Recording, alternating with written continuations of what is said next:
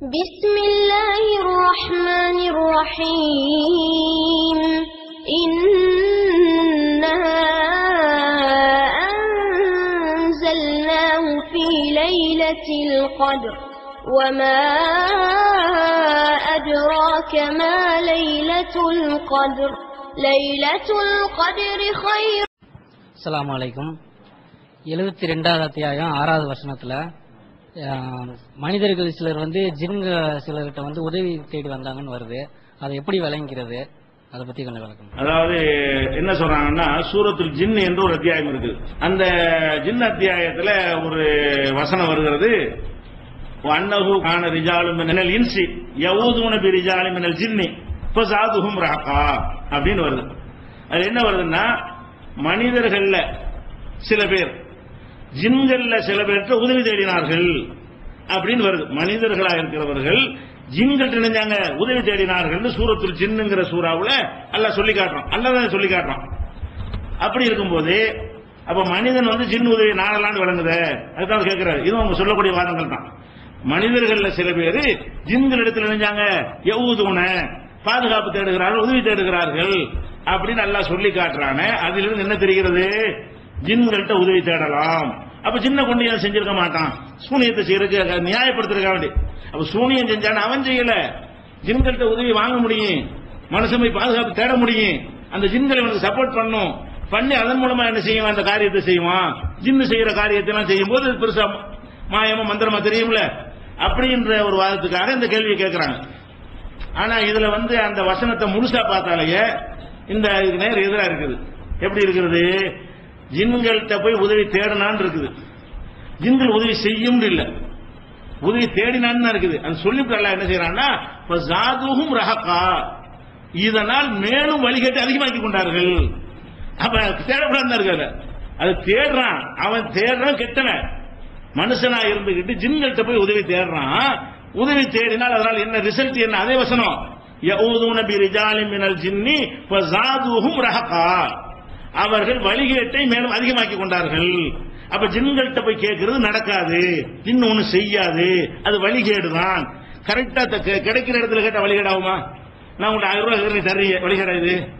ஒரு ஆள்கிட்ட கேட்கும் போது கிடைக்குமையானால் அதை பெறுவது வழிகேடு இல்ல. எது வழிகேடு?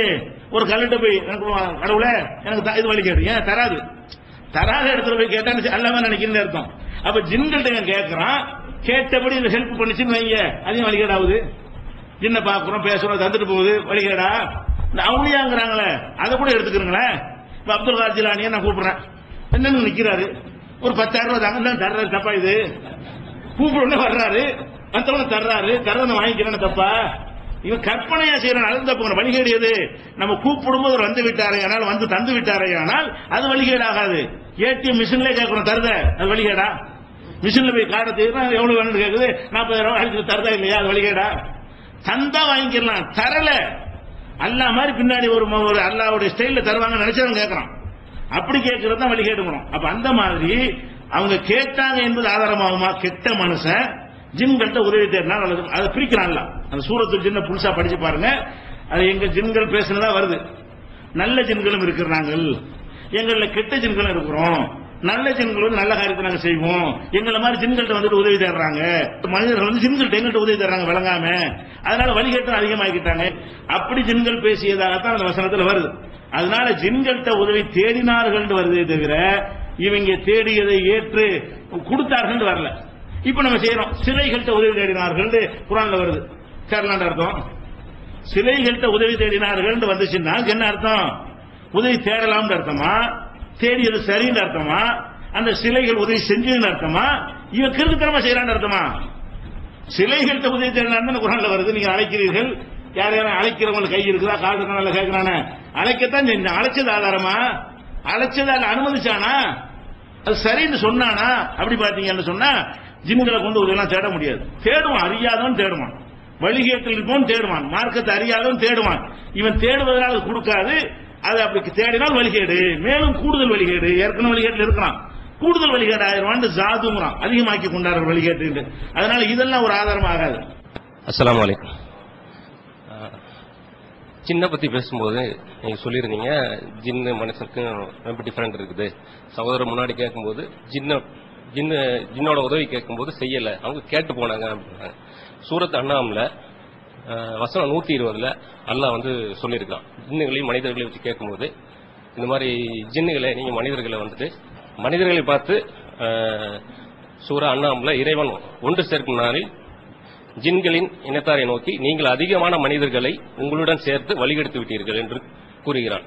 அதற்கு மனிதர்களில் உள்ள ஜின்களின் நண்பர்கள், எங்கள் இறைவா, எங்களில் சிலர் மற்றவர்களின் மூலம் பயனடைந்திருக்கின்றனர், நீங்கள் எங்களுக்கு விதித்த காலத்தை அடைந்து விட்டோம் அப்படின்னு சொல்றாங்க. இது விளக்கம். அதாவது ஜின்கள் வந்து மனிதர்களை வழிகெடுத்ததாக இப்ப வாட்சி வசனத்தில் இருக்குன்னு கேட்கிறாங்க.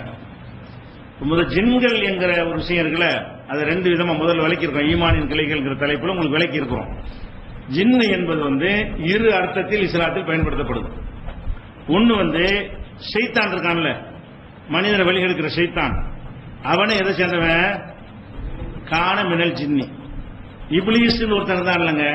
முதல் ஜின்னுண்டா என்ன ஷைத்தான்டா என்னன்னு விளங்கிட்டு சொன்னா குழப்பம் வராது. அதாவது மலக்கு என்ற ஒரு படைப்பை எல்லாம் படைச்ச மாதிரி ஜின்னு என்ற ஒரு படைப்பை படைக்கிறான். சரியா? ஷைத்தான் என்று ஒரு தனி படைப்பு எல்லாம் படைக்கல, எல்லாம் விளங்கிக்கணும்.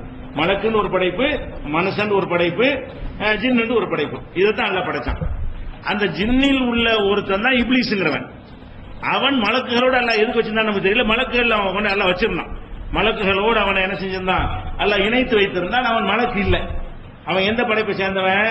அல்லாவே சொல்றான் அந்த இப்லீஸை பற்றி பேசும்போது, கான மினல் ஜின்னி, இவன் ஜின் இனத்தில் உள்ள ஒருவனாக இருந்தான் அப்படின்றாச்சு.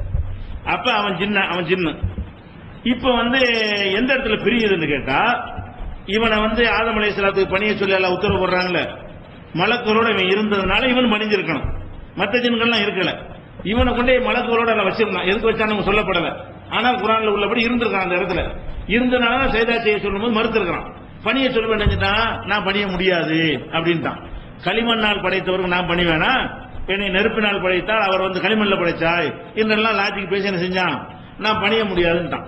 அப்ப அல்லாஹ் என்ன செஞ்சான்? அந்த இப்லீஸ் ஜின்னுதான், ஜின்னுல உள்ள இப்லீஸை விரட்டிட்டான். விரட்டும் பொழுது அவனுக்கு இந்த மனிதர்களுக்கு மாதிரி அவனுக்கு சந்ததிகள் பெருகும். மனிதர்களுக்கு மாதிரி என்ன செய்யும்? அவனுக்கு சந்ததிகள் பெருகும் இல்லையா? அந்த சந்ததிகள் தான் ஷைத்தான்கிறது. இப்லீஸுடைய வாரிசுகள் தான் யாரு? ஷைத்தான். அப்ப ஷைத்தானுடைய மூல இனம் என்னன்னா ஜின்னு தான். அது தனி இனம் கிடையாது. ஜின்னுங்கிற ஒரு இனத்தில் இப்லீஸ்னு ஒருத்தன் வர்றான். அந்த இப்லீஸுடைய புள்ள குட்டிகள் மட்டும் ஷைத்தான் தனி இனம் ஆயிடுறாங்க. வழிகெடுக்கிறதுக்கு என்ன செய்யறான்? அல்லாஹ் அவனுக்கு அந்த வரத்தை கொடுக்க மாத்திரான். அவனுடைய படைப்பு தன்மையை வந்து அல்லாஹ் மாத்திரான். ஆனா அவன் ஜின்னு தான். இப்லீஸும் ஜின்னு தான். இப்லீஸுடைய ஷைத்தான் சொல்றமே, எல்லா ஷைத்தான்களும் ஜின்னை சேர்ந்தவங்க தான். எல்லா ஷைத்தானுமே படைப்புல. ஏன்னா அல்லாஹ் வந்து ஷைத்தான் ஒரு தனி படைப்பு படைக்கல. அவன் இறைவனுக்கு கட்டுப்பட மறுத்ததனால் அவனை வெளியேற்றும் பொழுது அவன் என்ன செஞ்சான்? அல்லாஹ் அப்படி கேட்கிறான், அப்ப தத்தஹிதுனஹு வ ذُرِّيَّتَهُ, அவனையும் அவனுடைய பிள்ளை சந்ததிகளையும் நீங்கள் வந்து நண்பர்கள் ஆக்கி கொள்ள அல்லாஹ் கேட்கிறான். இப்லீஸை பத்தி சொல்லும் பொழுது அவனையும் அவனுடைய சந்ததிகளையும் கேட்கிறான்ல, அவங்க தான் ஷைத்தான்ங்கிறவங்க. ஷைத்தான்ங்கிறது சிகருக்காக இது வழக்கத்தை சொல்லல. ஏற்கனவே ஈமானின் கிளைகள் இதெல்லாம் ஆதாரத்தோடு நினைஞ்சிருக்கிறோம், உங்களுக்கு தெளிவுபடுத்தி இருக்கிறோம். அந்த மாதிரி பார்க்கும் பொழுது இந்த ஷைத்தானை பத்தி அல்லாஹ் கூப்பிட்டு கேட்கும் பொழுது எப்படிதான் சொல்லுவான்? இந்த ஜின்கள் எல்லாம் வழிகெடுத்து ஷைத்தான் வழிகெடுக்கிறான். ஷைத்தான் வழிகெடுத்தா யார் வழிகெடுத்தான்னு அர்த்தம்? ஜின்னு தானே வழிகெடுத்து இருக்குது. ஷைத்தானே ஜின்னு தானே. அப்ப ஜின்னை வந்து ஷைத்தானை அழைத்து வைத்து அல்லாஹ் என்ன செய்யறான்னு கேட்டா, நீங்க மனுஷனை போட்டு பேர் கெடுத்துறீங்களப்பா, மின்னல் ஜின்னத்தி ஒன்னாசுன்னு வருது, அதுலயும் ஜின்னண்டா யாரு? ஷைத்தான் தான் சொல்றான்ல. மனிதர்களுடைய உள்ளங்கள்ல தீய எண்ணத்தை போடக்கூடியவர்கள் மனிதர்களிலும் இருக்கிறார்கள், ஜின்களிலும் இருக்கிறார்கள் வருது. அந்த ஜின் எது? அந்த ஜின்னில் ஒரு வகையாக இருக்கிற ஷைத்தான் தான் சொல்லப்படுது. அவன் தான் உள்ளத்துக்குள்ள வரைக்கும் ஊடுருவான். அந்த சாதாரண ஜின்களுக்கு அந்த ஆற்றலை கொடுக்கல. ஜின்னுடைய சந்ததியாக இருக்கு, ஜின்னுடைய ஒரு அங்கமாக இருந்த இப்லீஸ் இருக்கிறான, அவனுக்கும் அவனுடைய சந்ததிகளுக்கும் மட்டும்தான் இங்க வரைக்கும் ஊடுருவ கொடுத்துருக்கான். மற்ற ஜின்னு கொடுக்கல. அவனும் ஜின்னு இவனும் ஜின்னு தான். ஒரு ஜின்னு வந்து மனிதனை மாறிய நல்லவன் கெட்டவனாக இருக்கக்கூடிய சாலிகான ஜின்கள்லாம் இருக்குன்னு வருதுல, நல்ல ஜின்கள் இருக்கு, அதே சூரத்தில் ஜின்ல வருது. நல்ல ஜின்கள் இருக்கு, கெட்ட ஜின்கள் இருக்குன்னு வருதுலாம் இந்த இப்லீஸ் அல்லாத மற்ற ஜின்களுக்குடைய விஷயம். இப்லீஸும் இப்லீஸுடைய பிள்ளைகளும் என்ன செய்யறாங்க? அவனுடைய சந்ததிகளும் அல்லாட்ட சவால் விடுறாங்க, நீ எங்களை கெடுத்துறீல, வெளியே தெரியல, எனக்கு ஒரு டைம் கொடு, நான் மனுஷனை வழி கெடுத்து காட்டுறேன், அப்படின்னு கேட்கறான். அல்ல முடிஞ்சா பாத்துக்கடா, என்னுடைய நல்லடியார்கள் உனக்கு எடுக்க முடியாதுன்னு சொல்றான்ல. அப்ப அல்லாட்ட இந்த அவகாசம் கேட்டதுனாலதான் என்ன செய்யறான், நான் ஆசை வார்த்தை காட்டுவேன், நான் வந்து நல்லது கெட்டதாய் காட்டுவேன், அவங்க நான் சொன்னதான் செய்வாங்க அல்லாட்டே சொல்றான். செஞ்சுக்க, உனக்கு அந்த பவரை தந்தாச்சுன்றான்ல. அப்படி கொடுத்த காரணத்தினால்தான் இப்லீஸுக்கு சந்ததியா இருக்கக்கூடிய ஷைத்தான்ங்கிற ஜின் இருக்குல்ல, ஷைத்தான்ங்கிற வகையை சேர்ந்த ஜின்கள் மட்டும்தான் நம்ம இடத்துல ஊடுருவாங்க, உள்ளத்துல நுழைவாங்க. நல்லது செய்யும்போது செய்யாதேமாங்க, கெட்டது செய்யும் போது செய்ய நல்ல காரியம் அப்படின்னு சொல்லுவாங்க. அந்த மாதிரியான ஷைத்தான்கள் நம்மளை கெடுத்தாங்களா இல்லையா? ஜின்னு தானே கெடுத்தது. நரகத்துக்கு நம்ம போறோம்னு சொன்னா அது நம்ம நரகத்துக்கு போக ஆக்குனது யாரு? ஜின்னு தான். எந்த ஜின்னு? ஷைத்தான்ங்கிற ஜின்னு. ஷைத்தான் என்கிற ஜின்னு தான் கெடுத்துட்டு நல்லா சொல்றானே, ஷைத்தானை பார்த்தான் சொல்றான். ஷைத்தான் தான் கெடுத்தான், ஷைத்தான்ங்கிற ஜின்னு தான். ஷைத்தானுடைய வாப்பா வந்து முதல் வாப்பா ஜின்னு தான். அந்த ஜின்னுடைய சந்ததியா இருக்கிற காரணத்தால் அவனும் ஜின்னு இனத்தை சேர்ந்தவன் தான். அதனால ஜின்னு என்பதை வந்து அல்லாஹ் ரெண்டு விதமா குர்ஆன்ல பயன்படுத்தினான். நல்லவர்கள் கெட்டவர்களாக இருந்து மனிதர்கள் மாதிரி செயல்படக்கூடிய ஜின்கள் ஒரு வகை. இன்னொரு வகையான ஜின்கள் இப்லீஸ் என்பவனுடைய சந்ததியாக இருந்து மனிதர்களுடைய உள்ளங்கள் வரைக்கும் ஊடுருவி கெட்ட எண்ணங்களை போல அதுதான் செய்வான். இந்த சிகிருக்கெல்லாம் துணைக்கு வரமாட்டான். அவன் வேலை என்னன்னு கேட்டா நல்லது கெட்டதாக்குறது, கெட்டது நல்லதாக்குறது, நம்மளை அமல் செய்ய விடாம தடுக்கிறது, நம்மளை பாவம் செய்வது தூண்டுவது, இந்த வேலைகளை செய்யக்கூடியவன் தான் அந்த ஷைத்தான். அவன் ஜின்னு தான். அல்ல அந்த ஜின்ன நரகத்தில் போடுவோன்னு சொல்றான்ல, அதெல்லாம் யாருக்கு தான் சொல்றான்? இந்த ஷைத்தானுடைய வேலையை செஞ்சவன் வழி கெடுத்தவன் இவனை தான் சொல்லி காட்டுறான். அதனால இந்த ஜின்னுடைய விளக்கத்தை தெரிஞ்சுட்டா குழப்பம் வராது. அஸ்ஸலாமு அலைக்கும். சூரா பக்ரால 102வது ஆயத்து வந்து இந்த பயான் கேட்கறதுக்கு முன்னாடி மேலோட்டமா பார்க்கும்போது அது வந்து சோனியா இருக்கிற சிஹர் இருக்கிற மாதிரி தான் ஒரு விளக்கம் இருந்துச்சு. இப்ப வந்து கேட்கும் போது சூனியா இல்லைங்கிறதுக்கு அது ஒரு ஆதாரமா வந்துருது. இந்த ஃபயத்தஅல்லமூன் அப்படிங்கிறதுக்கு வந்து ஒரு நீண்ட பயான் கொடுத்தீங்க. இப்போ ஆளுங்களா இருக்கக்கூடிய நீங்க வந்து உங்களுக்கு கரெக்டா அதெல்லாம் புரிஞ்சிருது. பட் காமன் மேன் நாங்களா இருக்கும்போது எங்களுக்கு அது புரிய மாட்டேங்குது. இந்த மாதிரி யாராவது ஒரு பயான் பண்ணாதான் புரியுது. குரான் வந்து புரிஞ்சிக்கிறதுக்கு இவ்வளவு கஷ்டமா இருக்குமா ஒரு சாதாரண மனிதனுக்கு? அதோட சேர்த்து இன்னொரு கோரிக்கை என்னன்னு கேட்டா, இந்த சூனியத்தினால பாதிக்கப்படுறது முஸ்லிம்கள் மட்டும் இல்ல, சமுதாய நலன் கருதி, அதாவது நான் முஸ்லிம்ஸ்டையும் இதை எடுத்துட்டு போகணும் அப்படிங்கிற ஒரு இது. ஏன்னா கடவுள் மறுப்பு கொள்கையில உள்ளவங்கள்ட்டே வாதம் பண்ணி நம்ம அவங்களை வந்து திணற அடிச்சிருக்கோம். இதை வந்து ஏன் நம்ம வந்து இஸ்லாத்துக்கு வெளியில கொண்டு போய் தௌஹீத் ஜமாத் ஒரு பெரிய விவாதம் மாதிரி பண்ணக்கூடாது அப்படின்னு ஒரு கோரிக்கை வச்சு. சோனியா இல்லைங்கிறது. அதாவது ரெண்டு கேள்வி கேட்கறாங்க. இப்ப ஃபயத்தஅல்லமூன இந்த ஃபயங்கிறது எனவேன்னு அர்த்தம், எனவேண்டா இந்த அர்த்தம் இப்படிலாம் சொல்றீங்க. இதெல்லாம் விலைக்கு சொன்ன பிறகு நமக்கு விளங்குறது. ஆனா குரான் வந்து சாதாரணமா விளங்குற மாதிரி இவ்வளவு கஷ்டமா இருக்குது, உங்களை மாதிரி மொழி தெரிஞ்சவங்க விலைக்கு தான் அறிந்து கொள்ள வேண்டிய நிலையில் இருக்குன்னு கேட்கிறாரு. மொழியை விட்டுருங்க, அரபு மொழியில உள்ளவங்களே இரண்டு சாரா இருக்கலாம். நீங்க மொழிபெயர்த்து தர விட்டுருங்க, அரபு மொழியை தாய்மொழியா கொண்டவங்க கூட படிச்சா கூட அவனுக்கு எல்லாம் ஹிதாயத்து கொடுக்கறனால இந்த சிகருங்கிறது ஒன்று இருக்குன்னு நினைச்சுக்கிட்டே படிச்சான்னு வைங்களேன், அப்படி அவனுக்கு அப்படி தோணும். அதுக்கு ஏற்றவாறு அந்த அர்த்தத்தை வளைக்க தோணும். அவன் என்ன செய்யணும்னா ஹாலித் இரண்டுமாங்க, அதாவது ரெண்டுமே வேணாம், இருக்க இல்லைன்னு வேணாம், அல்லாஹ் என்ன சொல்றான்னு பார்ப்போம், அல்லாஹ் என்ன சொல்றான்னு பார்ப்போங்கிற அனைத்தையும் வைத்துக்கொண்டு அதில் என்ன விளங்குகிறதோ அதை வைத்துக்கொண்டு ஒரு வசனத்தை சிந்திக்கிறவனுக்கு தான் இந்த ஃபேக் இந்த அர்த்தம் பொருந்த மாட்டேங்குது, எனவேங்கிற அர்த்தம் தான் கொடுக்கணும் அப்படின்னு அவன் வழங்கிக்குவான். அப்ப எல்லா வசனங்களுமே எப்படி இருக்கும்னு கேட்டா நேர்வழி பெறணும் அந்த ஒரு எண்ணத்தை வைத்துக்கொண்டு இது வேதம் அல்லாஹ் உடையது, அல்லாஹ் சொல்றது என்னங்கிற கரெக்டா இருக்கு, அதை ஏற்றுக்கொள்ளணும், நம்ம இஷ்டத்துக்கு வளைக்க கூடாது என்கிற மனநிலை யாருக்கு இருக்கிறதோ அவர்களுக்கெல்லாம் குர்ஆன் என்ன செய்யும் விளங்கும். இன்னும் சொல்ல போனா அல்லாஹ் குர்ஆன் அழகா சொல்லி கேட்பான், வைதா கரஅத்தல் குர்ஆன ஜஅல்னா பைனக வ பைனல் லதீன லா யுமினூன பில் ஆখিরাতি ஹிஜாபன் மஸ்தூரா. நபியே நீங்கள் குர்ஆனை ஓதும் பொழுது மறுமையின் மீது உறுதியான நம்பிக்கை யாருக்கு இல்லையோ, ஏனோ அதை நம்புறானோ அவனுக்கு குர்ஆனுக்கு எதிர ஒரு திரையை போட்டு விடுவோம், விளங்காதுங்கறான்ல. அப்ப மறுமைய நம்பிக்கை நம்ம வந்து இதுக்கு அல்லாஹ்ட்ட பதில் சொல்லணும். சூனியம் சம்பந்தமாக அல்லாஹ் ஒன்னு சொல்லி இருக்க அதுக்கு மாற்றமா நம்பினால் நம்ம அல்லாஹ்ட்ட பதில் சொல்லணும். அல்லாஹ் இருக்குன்னு சொல்லும் போது இல்லைன்னு நம்பினா பதில் சொல்லணும், அல்லாஹ் இல்லைன்னு சொல்லும் போது இருக்குன்னு நம்பினா பதில் சொல்லணும். அந்த உணர்வோட இதை யாரெல்லாம் அணுகிறாங்களோ அவங்க எந்த மொழி பேசட்டும், மொழிபெயர்ப்பு படிக்கிறவங்களா இருக்கட்டும், மூலத்தை படிக்க கரெக்டா விளங்கணும். அந்த எண்ணம் இல்லாம இத்தனை வருஷம் நீங்க பெரிய ஆள்களா, நேற்று சொல்றேன் நீங்க என்ன பெரிய ஆளா, எவ்வளவு உலமாக்கள் இருந்தாங்க இப்படி பார்த்தான்னா அவன் எதை நினைக்கல, நம்ம மறுமையில தப்பிப்போமா நினைக்க மாட்டாங்களாம். இப்ப நம்மள என்ன இடம் போடுறான், தௌஹீத் மாதிரி எல்லாம் யாரு, இது அப்போ நீ எவ்வளவு பெரிய ஆளா, சாவி பெரிய அப்படி நினைக்கிறான். அப்படி விட்டு என்ன செய்யணும்னா நீ உன்னைய பத்தி எப்படி நினைக்கிறேன், நான் மறுமையில வெற்றி பெறுவதற்கு நான் இதை சிந்திக்கிறேன், மறுமையில வெற்றி பெறுவதற்கு நான் எந்த முடிவை எடுக்கணும்? அது கொஞ்சம் பேர் சொன்னாங்க, ரொம்ப பேர் சொன்னாங்க, என்ன யாரும் ஆளை பார்க்காம எந்த நம்பிக்கை குரானுக்கு ஏற்றதா இருக்கு அப்படி வைத்துக் கொண்டு சிந்தித்தார்களே ஆனால் தான் குரான் விளங்கும். அப்ப விளங்காமல் போறவர்கள்லாம் யாருன்னு பாத்தீங்கன்னு சொன்னா அவங்க இந்த கேள்வியை கேட்கறதை விளங்கிக்கலாம். என்ன கேட்பாங்க? இதுக்கு முந்தி யாராவது சொன்னான்னு கேட்கறான். அப்ப என்ன விளங்குது? விளங்க விரும்பலன்னு விளங்குது. இதுக்கு முந்தி யாரு சொன்னான்னு சொல்லாட்டி என்ன குரான் சொல்லுதான்னு பாரு, அதன்னு பாக்கணும். நீங்க கம்மியான ஆளுக்கு இருக்காங்க, ரொம்ப பேர் இருக்காங்க, அப்ப விளங்க விரும்பல அவனுக்கு. அவன் குரானை விளங்க விரும்பாம ரொம்ப பேர் சொன்னா நான் ஏத்துக்கிறேன், குரானை ஏத்துக்கிற மாட்டான். கொஞ்சம் பேர் சொன்னா ஏத்துக்கிற மாட்டான். குரான் மேட்டர் இவனுக்கு எது மேட்ரு? Number matter.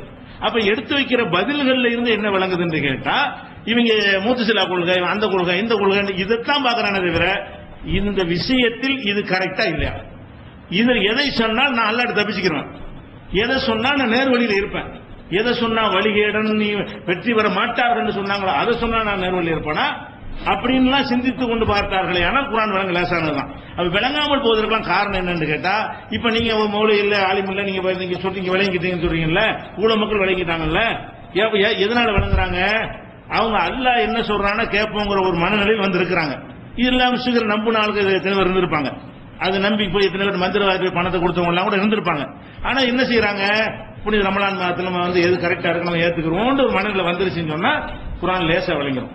அந்த மனநிலை இல்லாம வேற ஒன்றை தான் நான் ஏத்துக்கிறேன். பேருக்கு குரான், இவங்க ஏத்துக்கொள்ளும் மெஜாரிட்டிய, பேரு குரான், இவங்க ஏத்துக்கிற பாரம்பரிய நம்பிக்கையை, அதுக்கு சாதகமா இருந்தா குரான் யூஸ் பண்ணிக்கிறாங்களே தவிர குரான் மேட்ரு இல்லைன்னு வறுமையானால் இப்ப எவ்வளவு பெரிய டேஞ்சரான விஷயம். குரான்ல சந்தேகத்தை ஏற்படுத்துகிறோம். அது நீ யார் புதுசா சொல்ற, நீ நேற்று சொல்ற, நீ முந்தின நாள் சொல்ற, இது எப்படி குரான் வழங்குற ஆளுக்காகும்? அதான் மேட்ரு. அடுத்து முஸ்லீம் அல்லாதவங்களுக்கு சூனிய விவாத அழைப்பு கொடுக்கலாமான்னு இருக்கிறாங்க. அதை நான் முந்த நாளே சொல்லிட்டேன். ஒரு சூனியக்காரன் எனக்கு சூனியம் செய்யட்டும், அவனுக்கு கேட்க சட்டை வேணுமா நான் கொடுக்குறேன், தலைமுடி வேணுமா கொடுக்குறேன், காலடி மண்ணு வேணுமா கொடுக்குறேன், வேற என்ன வேணும் அவனுக்கு கொடுக்குறேன். அப்படி செய்ய எவ்வளவு தயாரா? எந்த சூனியக்காரனுக்கு ஆற்றல் இருப்பதா சொல்லுகிறார்களோ அவனுக்கு நம்ம சேலஞ்ச் பண்றோம், எனக்கு செஞ்சு காட்டு, உனக்கு 50 லட்சம் ரூபாய் தரும். சூனியம் செய்து இந்த மாதிரி இவரை வீழ்த்தினீர்களே ஆனால் 50 லட்சம் ரூபாய், அதான் விவாதம் வருவான்ல, 50 லட்சம் ரூபாய் பரிசு நினைச்சு வந்துருவானே இல்லையா? அது விவாதம் ஆக்குறதுக்கு தான் எல்லா பக்கம் பேனர் வைங்க. எல்லா மக்களுமே சூனியத்தை நம்பி ஏமாந்துட்டு இருக்காங்க. முஸ்லீம் அல்லாதவன் ஏமாறுறான். அவன் வேண்டாலும் வரட்டு, அவனுடைய தெய்வங்களை கொண்டு செஞ்சு காட்டட்டும், இவன் வேண்டாலும் வரட்டும், இவனுடைய தின்களை வச்சு செஞ்சு காட்டட்டும். நம்ம அறைகூல் விடுறோம், விவாதத்துக்கு நம்ம கூப்பிடுறோம். விவாதத்துக்கு மேல வருவான்னு நினைக்கிறீங்களா? சின்ன வச்சுக்கிறவங்களா? எந்த மந்திரவாதியும் விவாதத்துக்கு வரவே மாட்டான். சாய்பாபா வந்தாரா? டாக்டர் கோவூர் இருந்தார்ல, அவர் கூப்பிட்டார்ல விவாதத்துக்கு, இவங்க விவாதத்துக்கு வரமாட்டாங்க. சோதனைக்கு உட்படுத்தினா வெளுத்து போயிடும். விவாதத்துக்கு வரமாட்டாங்க. பேசக்கூடியனால வருவானே தவிர மந்திர தந்திரன் ஏமாத்தக்கூடிய தாயத்தட்டுக்கு எவனுமே விவாதத்துக்கு வரமாட்டேங்க. விவாதித்த நிலைநாட்ட முடியாது. இப்பவும் சொல்றோம், பகிரங்கமா சொல்றோம், எந்த மதத்தை சேர்ந்தவர்களா இருந்தாலும் சரி சூனியம் இருக்குன்னு சொல்வார்களே ஆனால் அது பொய் என்று நிரூபிக்கிற விவாதத்துக்கு நம்ம தயாரா இருக்கிறோம், அழைப்பு கொடுக்கிறோம். அவர்கள் மெய் என்று நிரூபிக்கிறதுக்கு வந்தால் தொடர்பு கொள்ளட்டும், நம்ம அதுக்கு தயாரா தான் இருக்கணும். அதை விட பெருசாக நம்ம பரிசே கொடுக்கிறோம், விவாதமே வேணாம், உன் சூனியத்தை கூட எங்களை வீழ்த்து காட்டிடும், 50 லட்சம் தரணும். இதை விட எப்படி நிரூபிக்கிறது? இதை கொண்டு போய் சேருங்க மக்கள்கிட்ட. அவ்வளவுதான். மெகா டிவில அவங்க இதை மட்டும் கட் பண்ணி 50 லட்சம் பரிசு நாங்க டெய்லி போட போறோம், மற்ற நிகழ்ச்சியிலையும் போட போறோம். அந்த டிவி காரங்களை கேட்டு விட்டுருக்காங்க, நாளையில இருந்து வரும். அவங்களுடைய நிகழ்ச்சியில் இடையில என்ன செய்வாங்க? 50 லட்சம் பரிசு நாங்க நல்ல விஷயமா இருக்குது, எங்க மக்களுக்கு தெளிவுபடுத்த போறோம் அப்படிங்கிற அளவுக்கு அவங்க விளங்குறாங்க. பாருங்களேன், இவன் இஸ்லாத்தில் இருக்கிறவங்க வழங்க மாட்டேங்குது, அவங்க விளங்குறாங்க. அஸ்ஸலாமு அலைக்கும். இந்த சூனியத்தை நம்பக்கூடிய ஆலிமார்கள் அல்லாஹ்வுடைய ஆற்றல் வேற யாருக்குமே இல்லைன்னு சொல்றாங்க. அதே சமயம் சூனியம்காரர்களுக்கு இருக்குன்னு சொல்றாங்க. அப்புறம் ரசூலுல்லாவுக்கு சூனியம் வைக்கப்படுதுன்னு சொல்றாங்க. ஆனா அல்லாஹ் குர்ஆன்ல சொல்றான், சூனியம் யாரு ரசூலுல்லாவுக்கு வைக்கப்பட்டதுன்னு சொன்னா அவங்க அநியாயக்காரர்கள்னு அல்லாஹ் குர்ஆன்ல சொல்றான். இப்படி நீங்களும் பல ஆதாரங்கள் சூனியத்துக்கு எதிராக குர்ஆன் ஹதீஸ் அவங்க அபூ ஹனீஃபா சொன்ன சில இதெல்லாம் நீங்க எடுத்து சொன்னீங்க. இப்படி வெளிப்படையா தெரியுது இஸ்லாத்துல சூனியம் இல்லைன்னு தெரியுது. தெரிஞ்சுக்கிட்டோம் இந்த மாதிரி சூனியம் இருக்கு அப்படி இப்படின்னு சொல்லிட்டு அவளுடைய நோக்கம் என்ன, ஆலிமாவுடைய நோக்கம் என்ன, இல்ல தெரிந்து கொண்டே சொல்லாம இருக்காங்களா? அதை விளக்கம் தரும். அதே மாதிரி அவங்களுக்கு சொல்லக்கூடிய நீங்க அறிவுரை, சூனியத்தை நம்பக்கூடிய மக்களுக்கு சொல்லக்கூடிய அறிவுரை என்ன, இது விளக்கம். அதாவது இவ்வளவு தெளிவான சான்றுகள் இருந்தும் ஏன் அதுல பிடிவாதமா இருக்கிறார்கள் கேட்கிறாங்க. இதுக்கு இஸ்லாமிய அடிப்படையிலான ஒரு பதில் என்னன்னு கேட்டா, அல்லாஹ் நாடியவர்களுக்கு நேர் வழி காட்டுவான். ஒரே அடிப்படையான பதில் என்னன்னு கேட்டா, நல்லா தெரியும். நீங்க நம்ம நாட்டில் பாத்தீங்கன்னா பெரிய பெரிய ஜட்ஜிகள்லாம் இருப்பாங்க, பெரிய விஞ்ஞானிகள்லாம் இருப்பாங்க, பெரிய பெரிய ஆராய்ச்சி பண்ணி ஒவ்வொன்றுடைய நுணுக்கத்தையும் கண்டுபிடிக்கிறவன் இருப்பான். எல்லாத்தையும் கண்டுபிடிச்சு ராக்கெட்டை விடுறதுக்கு போனோம்னு அந்த படத்தை எடுத்துக்கொண்டு ஒரு கல்லுக்கு முன்னாடி வச்சு நீ தான் காப்பாற்றணுங்கிறான். அப்ப இது எப்படி அறிவு நல்லா தெரியதான் செய்யுது, இதுக்கு ஒண்ணும் இல்ல, இதை நம்ம ஒரு கல்லு நம்ம செஞ்சோண்டு ராக்கெட்டை கண்டுபிடிக்க எவ்வளவு பெரிய வேலையெல்லாம் செஞ்சிருக்கிறோம். அறிவுபூர்வமான காரணங்களால் தான் அது ஓடுமே தவிர இதை கொண்டு ஓடாதுன்னு தெரியும்.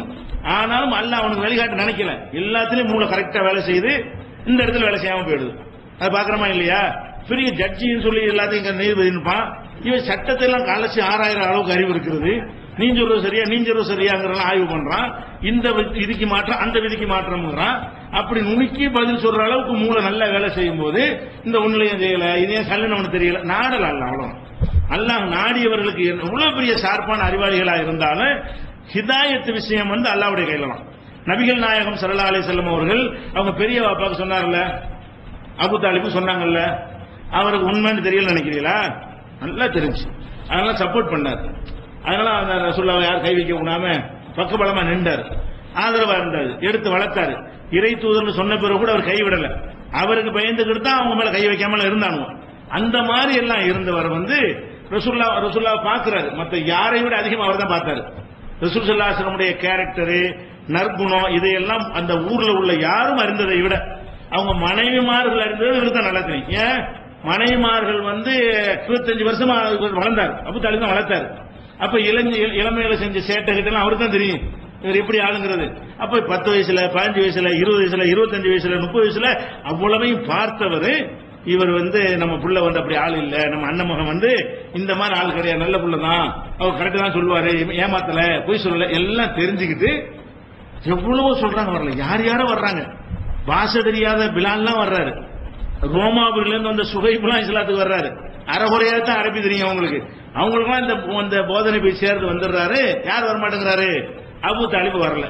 அப்ப அபூ தாலிப் கிட்ட போய் மரண வழி நெருங்கினவன சரி கடைசியா ஒருக்க சொல்லி பார்ப்போம், சப்போர்ட் எல்லாம் பண்றாருன்னு சொல்லிட்டு சொல்றாங்க. கடைசி நேரத்துல சொன்னா என்ன செய்யறாரு, அவன் பக்கத்துல அபூஜையிலும் போயிட்டான், உடம்பு சரியில்லைன்னு அவர் முக்கியமான தலைவர்ல. அதனால அபூஜைகளும் அதை போய் விசாரிக்க வந்திருக்கிறோம். ரசூல்லாம் இருக்கிறாங்க. அப்ப ரசூல் ஸல்லல்லாஹு அலைஹி வஸல்லம் உட்கார்ந்து என்ன செய்யறாங்க, நீங்க எல்லாம் மட்டும் வணங்க, உங்களுக்காக நான் இறைவன்கிட்ட பரிந்துரை செய்வேன், இது மாதிரி செஞ்சீங்கன்னா உங்களை யாரும் காப்பாற்ற இயலாதுன்னு விளக்குறாங்க. அவன் என்ன செய்யறான், நம்ம அப்பம்பாட்ட மார்க்கத்தை விட்டுறாத, அதை விட்டுறாது அவன் ஒரு பக்கம் சொல்லிட்டு இருக்கிறான். இப்ப அவன் கெட்ட வேண்ட அவருக்கு நல்லா தெரியும், நம்ம புள்ள நல்லவர் அண்ணன் புள்ள நல்லவர்னு தெரியும், இவர் சொல்ற உண்மைன்னு தெரியும், அவன் சொல்ற பொய்ன்னு தெரியும். ஆனால் என்ன பண்ணாரு, கடைசியில் ரெண்டையும் கேட்டுவிட்டு நான் அப்பம்பாட்ட வழியில சாவுறேன்ட்டாரு. கலிமா சொல்லல, முஸ்லீம் ஆகல. அப்ப இது ரசூல் ஸல்லல்லாஹு அலைஹி வஸல்லம் பெரிய ஒரு வேதனையை ஒரு கவலையை ஏற்படுத்துச்சு. அல்லாஹ் என்ன செய்யறான், இன்னக லா தஹதி மன் அஹ்பப்த, நீ நினைச்சாலுக்கு நேர்வழி காட்ட முடியாது, வலாக்கின் அல்லாஹ் யஹ்தி மன் யஷா, நான் காட்டுவேன். உன்னை எங்கேயோ இருக்கிற ஒரு ஆளை இஸ்லாத்துக்கு நான் சேர்த்துருவேன், உன் வீட்டுல உள்ள ஆளை இஸ்லாத்துக்கு எதிராக்கி வச்சிருப்பேன். அது ஏன் வேலை, இதுக்கே நீங்க கவலைப்படுற. அப்ப அந்த மாதிரி நம்ம பார்த்தோமே என்று சொன்னால், நம்ம லாஜிக்கா பார்த்தோம்னு சொன்னா அபூ தாலிப் வந்திருக்கணும், உமர் வந்திருக்க கூடாது. அபூ தாலிப் கண்டிப்பா என்ன செய்யணும், இருக்கணும். பிலால் வந்திருக்க கூடாது. யார் வந்திருக்கணும், அபூ லஹப் தான் வந்திருக்கணும். ஏன், நான் தான் வளர்ப்பேன்னு போட்டி போட்டான். ரசூலுல்லாஹ்வுடைய தகப்பனார் இறந்த பிறகு வளர்க்கிறது யாருங்கும் போது அபூ தாலிப் இவனுக்கு தான் போட்டி, நான் வளர்ப்பேன் நின்றான். அந்த பிறந்த செய்தி கிடைச்ச உடனே அடிமை பெண்ணை விடுதலை செஞ்சான். அந்த மாதிரி எல்லாம் ரசூலுல்லாஹ் மேல பிரிய வச்சிருந்த பெரிய வாப்பா தான் அபூ லஹப். அவன் வரல, சொன்ன முதல்ல மண்ணவாரி வீசினா தன்னுடைய அண்ணமகங்கிற ஒரு உறவுக்காக வேண்டியாவது பெரும்பாலும் அதை கண்டுக்கிறாம இருப்பாங்க, சப்போர்ட் பண்ணுவாங்க. அந்த குறைஞ்சப்பட்ட சப்போர்ட்டோட அவன்றது கிடைக்கல. என்ன காரணம், அல்ல நாங்க அவ்வளவுதான், அல்ல யாருக்கு வேணாலும் இந்த ஹிதாயத்தை கொடுக்குறான், நாடியவர்களுக்கு கொடுத்துறான். இவன்லாம் வருமானு நினைக்கிறாங்க வந்துருவாங்க, கண்டிப்பா நாளைக்கு ஹிதாயத்துக்கு வந்துருவாங்க நினைக்கிற வரமாட்டாங்க. அப்ப இதுல என்ன மேட்டர்னு கேட்டா, இந்த மதுஹப்லாம் தப்புன்னு தெரியாம அதுல இருந்துட்டு இருக்காங்க. சிந்திச்சா தெரியும், சிந்தனைக்கு எல்லாம் சிறையை போட்டுறான். தர்கா வழிபாட்டில் உள்ளவனுக்கு அது ஷிர்க்குங்கிறது வழங்காமையா இருக்குது, சிந்திச்சா விளங்கிடும். அந்த திரையும் அல்லாஹ் ஹத்தமல்லாஹு அலா குலூபிஹிம், கல்புல முத்திரையை போட்டுறான், பார்வையில் ஒரு திரையை போட்டுறான். இதனால என்ன செய்யுதுன்னா, அந்த ஒரு விஷயம் மட்டும் இருக்காது, மத்தெல்லாம் கரெக்டா வேலை செய்யும். வியாபாரம் முடிச்சா கரெக்டா வியாபாரம் பண்ணுவான், விவசாயம் கரெக்டா பண்ணுவான், பள்ளிக்கூடத்தில் நல்லா படிப்பான், மார்க் நல்லா எடுப்பான், நல்லா படிச்சு கொடுப்பான், எல்லாத்துலயும் அந்த துறையில வேலை செய்யும். இந்த ஹிதாயத்து மேட்டர் வரும்போது மட்டும் என்ன செய்வான், இல்ல இல்ல அவர் அவளியாதான் அப்படின்றான். ஏன், அதான் அல்லா இருக்காங்க ஆதாரம், அல்லா இருக்கிறாங்க ஆதாரம், மனிதனுடைய பொசிஷனை கண்ட்ரோல கையில வச்சுக்கிறதுக்கு ஆதாரம். அதனால இவங்க ஏன் வராம இருக்காங்க, முதல் காரணம் ஹிதாயத்து கொடுக்க அல்ல நாடியவர்களுக்கு தருவோம், நாடுல விட்டுருவோம். நம்ம என்ன செய்யணும், அல்லா நமக்கு தந்தா அல்ஹம்துலில்லாஹ் சொல்லிட்டு உங்களுக்கு துஆ செய்ய வேண்டியதான். இது ஒரு விஷயம். சில பேர் இது அதிகமான பேருடைய நிலைமை, சில பேர் வந்து நிஜமாகவே தெரியும், சிந்திச்சு பார்த்திருப்பாங்க, இது கரெக்ட், இவங்க சொல்றா கரெக்ட், நம்ம சொல்ற தப்பா தான் போறோம், ரூட் சரியில்லைன்னு தெரியும். ஆனால் இவ்வளவு காலம் நம்ம சொல்லிட்டோமே, நம்ம இதுக்கு பெரிய ஆர்குமெண்ட்லாம் பண்ணிட்டோமே, இதை ஏற்று சொல்லிட்டோமே, பல காலமா இதை பத்தி பயன்லாம் பண்ணிருக்கோமே, நம்மள தான் பண்ண செய்யற பத்தி பண்ணி தான் இருக்கிறோம், கண்ணன் மணி பிரிக்க முடியல நாங்கள் தான் சொல்லியிருக்கிறோம். இறைவன் தவறுன்னு உணர்த்தி ஒன்னு ஒத்துக்கிட்டு என்ன செய்யற மக்கள்கிட்ட உண்மையை சொல்லிவிடுறோம். அப்படியான மனசு நிறைய பேர் வராது. தன்னுடைய கௌரவம், தன்னுடைய பெருமை, தன்னுடைய தகுதி, அதுக்கு மாசு வந்துருமோ, மக்கள் தப்பா நினைச்சிருவாங்களோ, இந்த மாதிரியான ஒரு ஃபீலிங்ல என்ன செய்வாங்க சில பேர் அதை அப்படி தெரிஞ்சுக்கிட்டு நாம் இருப்பது தவறுதான் என்று தெரிந்து கொண்டு அதை என்ன செய்வாங்க நியாயப்படுத்துவார்கள். அப்படிப்பட்டவர்களும் இருக்கத்தான் செய்கிறார்கள். அதுபோல என்ன செய்வாங்கன்றா சில பேர் சில ஆதாயத்துக்காக வேண்டி சில ஆலிம்கள் வந்து இதை தொழிலா செய்யறாங்க. இந்த சூனியம் செய்யற ஆட்களை யாருங்கிறீங்க? இல்ல மார்க்கத்தினுடைய மலையா கேரளாவுக்கு போனீங்க, இங்க தமிழ்நாடு ஜாஸ்தியா இல்ல, கேரளாவுக்கு போனீங்கன்னா இது செய்யற ஆட்கள் யாரு? சூனியம் செய்யறாங்கன்னா அஜர்த்து மாதிரி தான். அவங்களாம் 7 வருஷம் 3 வருஷம் படிச்ச ஆளுக்கு தான் செய்யறாங்க. சூனியம் செய்யற காஃபி ஆக்கிருந்து ஒரு பக்கம் சொல்லிக்கிட்டு அது ஒரு பிசினஸா செய்யறான், அவனே காஃபிங்கிறான். அவன் சிறுக்காய்க்குன்னு வழங்கியிருக்கானா இல்லையா? சூனியம் செஞ்சா காஃபின்னு நம்புறானா இல்லையா? காஃபின்னு நம்பிக்கொண்ட அதை தொழிலா செய்யறான பாருங்களேன். அதுக்கு செய்ய முடியுமா முடியாதுங்கிற விஷயத்துல வேண்டாம் மாறுபட்டு போய் தொலைட்டேன். அது செய்ய முடியும்னு வச்சுக்கிறோம்ப்பா, செய்ய முடிஞ்சாலும் செய்யலாமா உன் நம்பிக்கை பிரகாரம்? சிகருன்னு ஒண்ணு இருக்குன்னு வச்சுக்கிறோம், அவங்கள்ட்ட கேட்க சிகர் செய்யலாமா? செய்யக்கூடாது, எடுக்க கூட கூடாது, எடுக்கிறதுக்காக கூட கத்துக்கிற கூடாது. இப்படி எல்லாம் சொல்றீங்களே, சொல்லி விட்டு அதை தொழிலா பண்றீங்க. அப்ப பிசினஸுக்காக வேண்டி அந்த அறிவு என்ன செஞ்சிடும், அது வந்து மழுங்கடிக்க செஞ்சிடும். அதனால அல்லாஹ் என்ன காரணம் செஞ்சாலும் நமக்கு தெரியல. அல்லாஹ் நேர்வழி கொடுத்தா என்ன செய்வாங்க, வந்துருவாங்க, அவ்வளவுதான். இந்த ஜின் ஹாலிராத்து, மலக்கு ஹாலிராத்து அப்படின்னு சொல்லி சொல்றாங்க.